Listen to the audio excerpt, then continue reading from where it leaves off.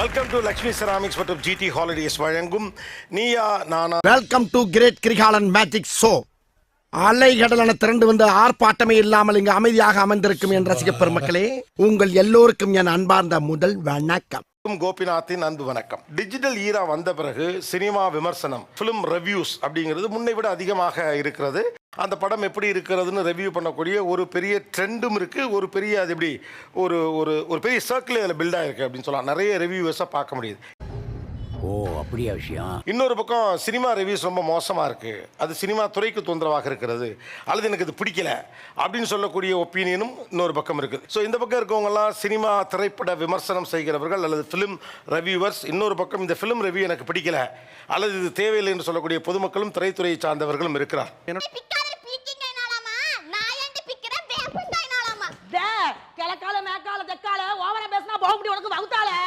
சேனல்ல ஒரு ட்ரெண்ட் வச்சிருக்கோம். என்னன்னா, அந்த தம்ப்நெயில்ல வந்து என்னோட ரியாக்ஷன்லயே அந்த படம் எப்படி இருக்கும்ன்ற மாதிரியான, இப்போ ரொம்ப கைத்தட்டி விசில் தட்டுற மாதிரி இருந்தா அந்த படம் சூப்பர், கொஞ்சம் டெட் பேன் ஃபேஸா இருந்துச்சுன்னா ஒரு மாதிரி இப்படி இருந்தா படம் சுமார், இருந்தா படம் சுமார். சுமார் படங்களுக்கு வந்து ப்ளூ கலர் டிஷர்ட் வந்து போட்டுட்டு இருந்தேன். ஸோ பார்க்குற கமெண்ட் பண்ணுறவங்க வந்து இப்போ ப்ளூ டிஷர்ட்டா, அப்போ கண்டிப்பாக படம் நல்லா இல்லை போல இருக்குது அப்படின்ற மாதிரி அவங்களா ஒன்று வச்சுட்டாங்க. சரி, ஓகே, அவங்களா ஒன்று வச்சுக்கிட்டாங்க, நம்மளும் அதை ஃபாலோ பண்ணுவோன்ற மாதிரி நான் ஃபாலோ பண்ணிட்டு இருக்கேன். இப்போ சார் போங்க.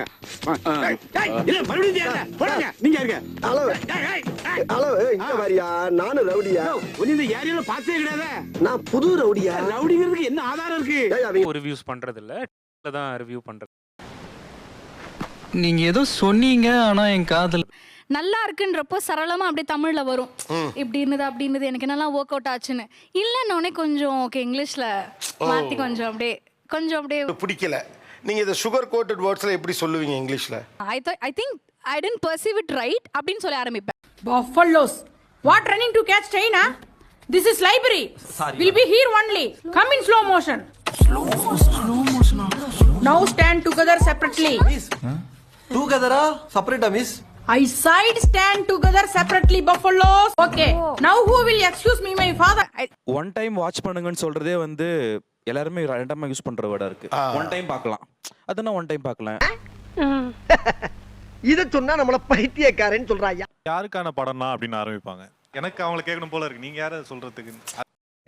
அவனை சொல்லி நிறுத்துங்களேன்டா. அவன் நிறுத்துற, அந்த லூசுக்கு மட்டும் வந்துட்டே இருக்கான் போறா. வர நிறுத்துற அவனை, பைத்தியக்கார. வேற லெவல்ல இருக்கு. வேற லெவலா? வேற லெவல்னா என்ன லெவல்? என்ன லெவல்? வேற லெவல். ஆர்டிகுலேட் பண்ண தெரியாதவங்களோட லேக் ஆஃப் வெகாபுலரி மாதிரி இருக்கு. சமய நீங்க ஃபிலிம் ரிவ்யூ பண்ணலாம், இது என்னன்னு சொல்லணும்ல, அதை சொல்ல முடியாம வேற லெவல். நீ ஏன் முடிவு பண்ணிக்க?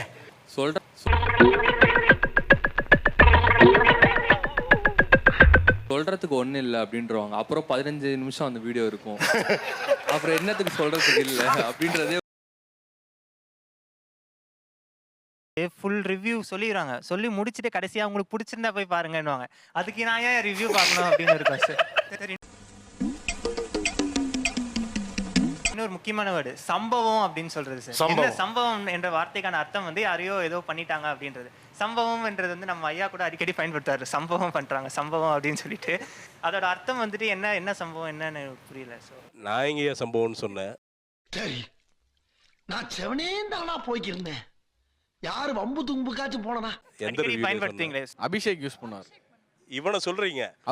அவதாயா இவன் மதுரைக்கார. நீங்க ஒர்க் அவுட் ஆகலன்னு சொல்றீங்க, அது எந்த மீனிங்ல நீங்க ஒர்க் அவுட் ஆகலன்னு சொல்றீங்கன்னா உங்களுடைய இதுல பண்றீங்களா? ஒர்க் அவுட் ஆகலைன்னா ஒரு விஷயம் வச்சிருப்போம் இல்லையா, இந்த காமெடி வச்சா இங்க சிரிப்பாங்க மக்கள், இந்த சீன் வச்சா அழுவாங்க, இந்த பாட்டு போட்டா டான்ஸ் ஆடுவாங்கன்னு ஒரு பிளான் வச்சு தானே டிரெக்டர் ஒரு சீன்ஸ் வைக்கிறாரு.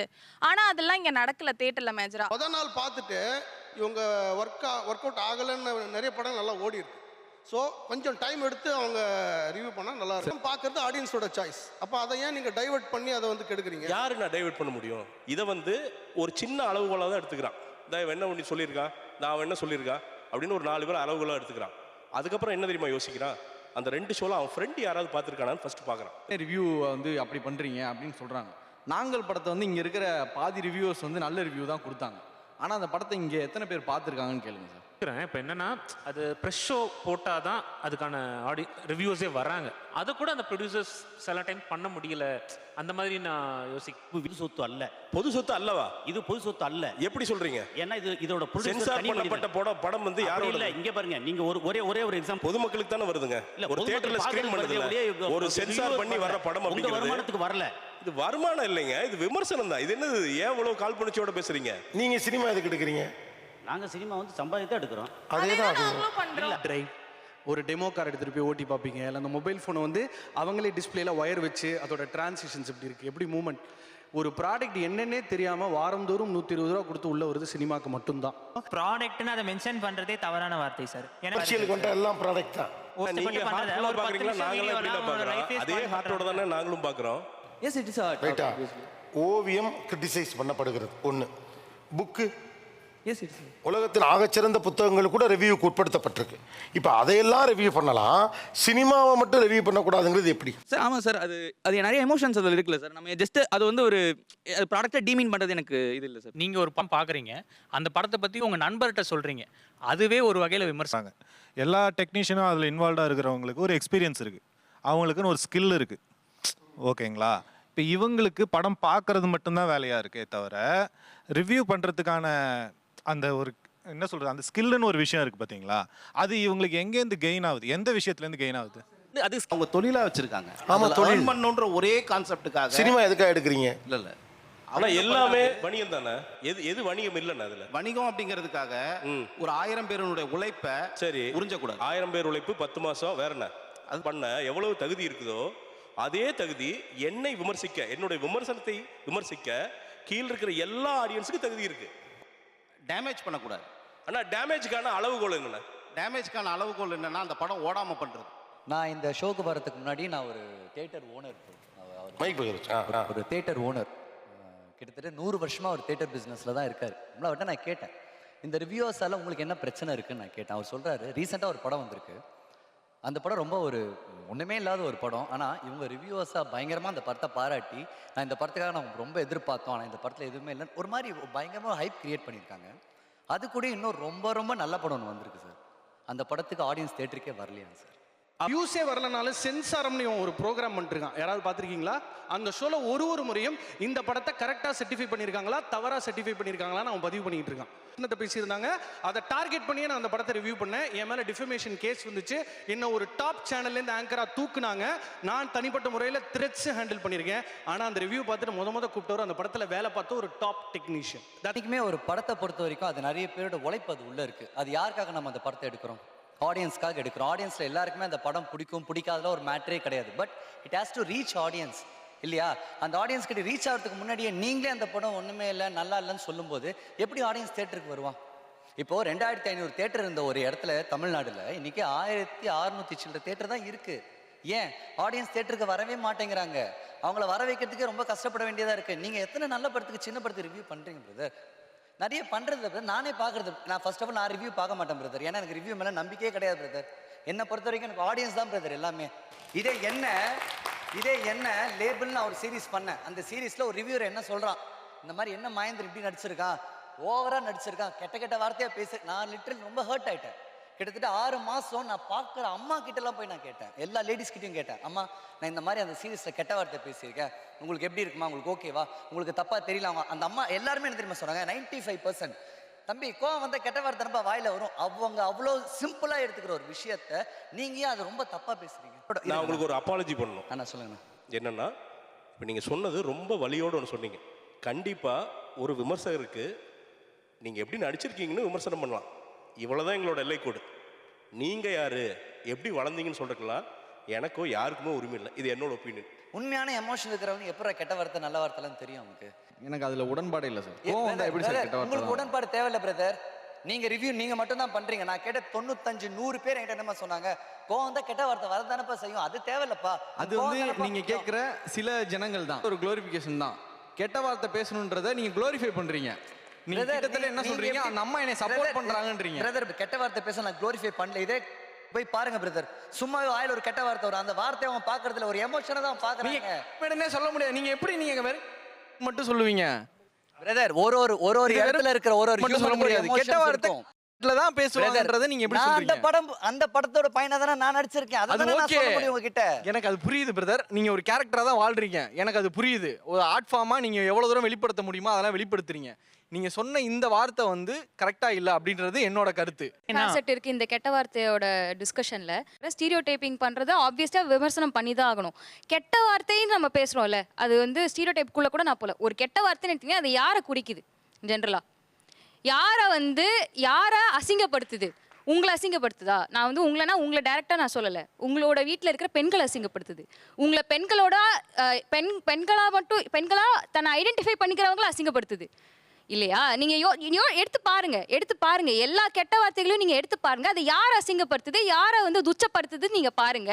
அப்போ நாங்களாம் படம் பார்க்க கூடாதா? நாங்களாம் அந்த சீரிஸ் பார்க்க கூடாதா? எங்களுக்கு அது நெருடலா இருக்காதா? அவங்க சொல்றதெல்லாம் கரெக்ட். மாற வேண்டியது சினிமாவா சொசைட்டியா? இல்ல நீங்க கேக்குறது கரெக்ட். என்னன்னா தவறான விஷயங்களை பெரிய ஹீரோக்கள் க்ளோரிஃபை பண்றப்பலாம் நீங்க கொஞ்சம் சைலண்டா இருக்கீங்க. ஏன்னா இதை நான் பர்சனலாக ஃபேஸ் பண்ணங்காட்டிக்கு நான் உங்களுக்கு இதை சொல்கிறேன். நான் ஏன் பெரிய ஹீரோக்கள் படம் ஒரு எல்லை தாண்டி பேச முடியவில்லை அப்படிங்கிறது, அது ஒரு டார்ச்சர் வந்து உங்களால் யோசிக்கவே முடியாது சார். உங்களால் ஒரு பெரிய ஹீரோ படத்தை நீங்கள் மனசுக்கு நேர்மையாக 100% உங்களுக்கு என்ன தோணுதோ அதை பேசுனீங்கன்னா 6 மாதம் நீங்கள் ஃபோன் கால் அட்டன் பண்ணணும். அதாவது மென்டல் ட்ராமா, நீங்கள் யோசிச்சு பார்க்காத மென்டல் ட்ராமாவெல்லாம் ஒருத்தனுக்கு நடக்கும் சார். இது நான் எனக்கு நடந்ததை சொல்கிறேன். நான் ஒரு பாயிண்டில் ஒரு பார்டர் வச்சுக்குவோம், இதை தாண்டினா பர்சனல் நிம்மதி போயிருது சார். இதுதான் நேர்மையான பதில் சார். என்னை பொறுத்த வரைக்கும் நேர்மையான பதில். நான் அடி விழுது, இவங்களை ரீச் பண்ணா அடி விழாது. அதனால நம்ம ஹலோ இவங்க அடிப்போம். என்னங்க பேசுறீங்க? இல்லைங்களா? இல்ல ரொம்ப சிம்பிளா கேக்குறேன். என்ன பேசுறீங்க நீங்க? உங்களுக்கு யதார்த்தம் தெரியாது. எவ்வளவோ ஊடகங்கள் எதையோ பேசுது. இப்போ நீயானவே ஜாதி பற்றி பேசுகிறது, அரசியல் பற்றி பேசியிருக்கிறது, இங்கே இருக்கக்கூடிய பாலிசிஸு, பிரின்சிபிள்ஸு, இது கொள்கைகள், இப்படி பல விஷயங்களை பற்றி பேசியிருக்கு. ஓகே, அதுக்கு ஒன்றும் அவ்வளோ பெரிய மிரட்டல்லாம் இல்லை. பாடி ஷேமிங் பண்ணுறாங்க சார். எங்க ரிவ்யூஸாக நீங்கள் மட்டுமா? 200 பேர் இருக்காங்க இங்கே. பாடி ஷேம் பண்ணுறாங்க. இல்லை, இங்கே இருக்கிற மட்டும் பேசவே முடியாதுங்க. கதை எழுத தெரியலன்றாங்க, எதுக்கு வந்தேன்னு சொல்கிறாங்க. ஏகப்பட்ட தவறான வார்த்தை பிரயோகம் வந்து நடந்துகிட்டு இருக்கு. மிரட்டுறது மட்டும் சரியா? மிரட்டுறது சரியில்லை. சரி, ஆமாம் சரியில்லை. அடங்க மாட்டாங்களே. இன்னைக்கு இங்கே வந்து நிற்கிறப்போ இந்த ஷோக்கு கொஞ்ச நாள் முன்னாடி எனக்கு ஒரு நம்பர்லேருந்து ஃபோன் வருது. சரிங்களா? இது வந்து நம்பரான்னு ஒருத்தர் கேட்குறான். அதுக்கான காரணம் என்ன தெரியுமா? போன வாரம் அவருக்கு பிடிச்ச படத்தை நான் வந்து பிடிக்குதுன்னு நான் சொல்ல. இவ்வளோதான். நான் என்ன பண்ணிட்டேன்? நான் என்ன தப்பு பண்ணிட்டேன்? விமர்சனம் பண்ணுறதை தவிர என்ன பண்ணிட்டேன்? அவரு மறுபடியும் எத்தனை வாட்டி நிறுவனங்கள் என்னையும் காசு கொடுத்து அப்ரோச் பண்ணியிருக்காங்க தெரியுமா? ரிவ்யூஸை கொஞ்சம் லைட்டாக சொல்லுங்களேன், ரிவ்யூவை கொஞ்சம் சாஃப்டாக சொல்லுங்களேன். காசு வேணாம் தான் சொல்லியிருக்கோம். பெய்ட் ரிவ்யூ எவ்வளோ இருக்கு?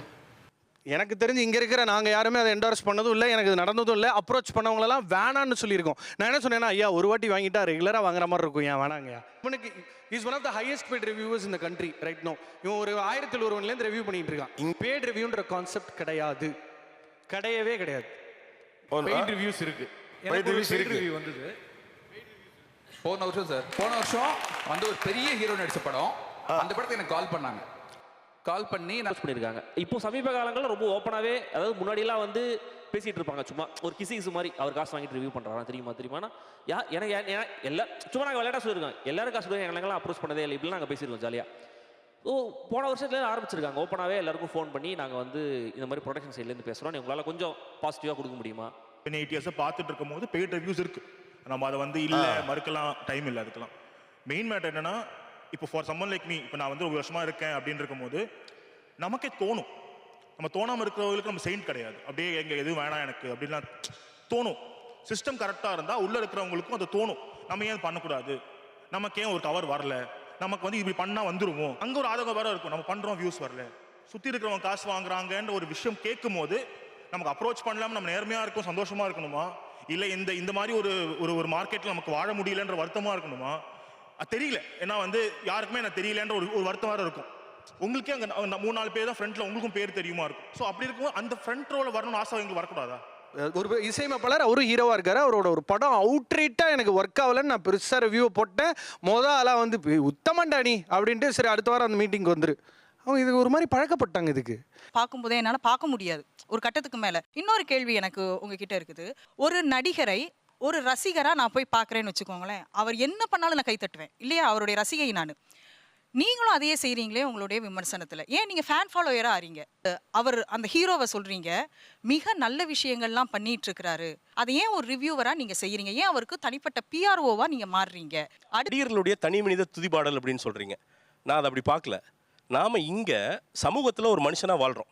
நடிகரும் சமூகத்துல ஒரு மனிதர். எப்படி கெட்ட நடிகர்கள் இந்த இன்ஃப்ளூயன்ஸ் யூஸ் பண்ணி மிரட்டுறதுக்கு ஒரு குரூப் இருக்கோ, அதே மாதிரி இந்த சமுதாயத்துக்கு நல்லது செய்யற நிறைய நல்ல மனிதர்கள் நடிகர்களா இருக்காங்க. அவங்களுக்கு நீங்க பிஆர்ஓவா நான் கேக்குறேன். பிஆர்ஓ கிடையாது. அவங்கள பாராட்டுறதுல என்ன தப்புன்னு மட்டும் எனக்கு சொல்லுங்க. தனியா பாராட்டுங்க. நீங்க தனியா பாராட்டுங்க. நீங்க ரிவ்யூக்குள்ள எதுக்கு அதை கொண்டாந்து சொருகுறீங்கன்னு தான் கேக்குறாங்க. யூ ஆர் நாட் நீங்க அது எனக்கு என்னன்னா ஒரு பொறுப்புணர்வா ஒரு நடிகனா இப்படி சமுதாயத்துக்கு வந்து பாத்தீங்கன்னா அவர் கரெக்ட்டா ரெப்ரசன்டேட்டிவா இருக்காரு அப்படிங்கிற ஒரு விஷயத்தை நான் ஷேர் பண்ணணும்னு நினைக்கிறேன். ஃபிலிம் ரிவ்யூவரா அப்படி இல்லைன்னா நீங்க வந்து ஒரு ஸ்டாரோட ரிவ்யூவரா? கண்டிப்பா இதை நான் மாத்திக்கணும். நான் ஒத்துக்கிறேன். ஒப்பீனியன் யார் வேணாலும் சொல்லலாம். படம் பார்க்குற ஒவ்வொருத்தரும் ஒப்பீனியன் சொல்லுவாங்கங்க. அதுக்கு தான் அவங்க படம் பார்க்க ஒப்பீனியன் சொல்றதுக்கு தான் அவங்க படமே பார்க்கறது. படத்தை பார்த்துட்டு ஒருத்தர் கூட வாயை மூடிட்டு இருந்தா இன்னைக்கு சினிமா வளர்ந்துருக்காது. பேசி பேசி வளர்ந்த கலை இது. சரிங்களா? அப்படிதான் இன்னைக்கு வளர்ந்துருக்குது. ஆனால் ஒப்பீனியன் சொல்றதை நான் சொல்லலை. நான் 10 வருஷம் கழிச்சும் நீங்க ஒரு படத்தை பத்தி ரிவ்யூ பண்ணியிருக்கும் போது நான் வந்து அதை பார்த்தேன்னா எனக்கு அது ஒரு டாக்குமெண்டா இருக்கணும்னு நான் விரும்புறேன்.